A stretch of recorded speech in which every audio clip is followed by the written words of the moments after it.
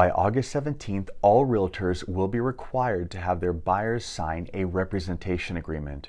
Some buyers will refuse to sign one. After all, buyers have had it too good for too long.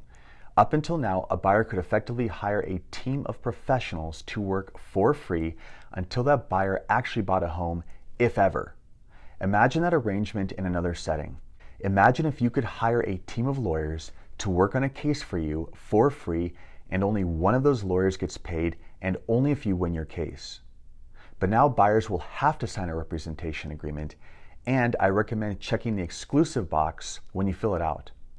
I think this new boundary is actually a win for realtors. Now, since a buyer representation agreement obligates a buyer to pay commission, many will resist this change, at least in the beginning, but I think this will eventually mellow out in the long term. So what does this mean for realtors? Well, if you offer to represent a buyer and they won't sign a representation agreement, then move on. It's that simple. Find someone else who will. If you're a listing agent, it's not quite as simple. When you're marketing a listing, you will get calls from buyers directly. You should promptly ask if they have representation. If they do, you should ask to speak with their representative directly. If they don't, you should offer representation. Of course, they may decline. They may insist on self-representing. If this is the case, then you cannot help them. Treat them the same as you would a buyer's agent. This means you can allow them access to your listing, you can answer questions about the property and discuss ideal timelines for the transaction, but your communication should be no different than if it were with a buyer's agent.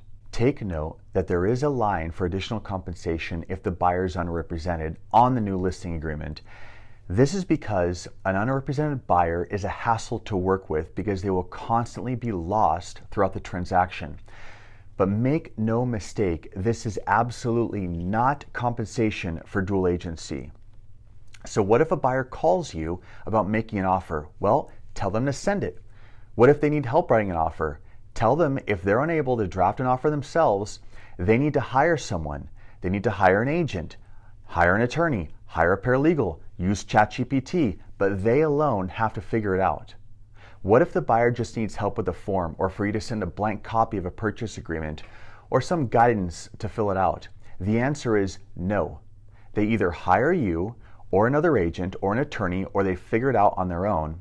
And I'm not just trying to save you from working for free, although that alone should be reason enough to say no.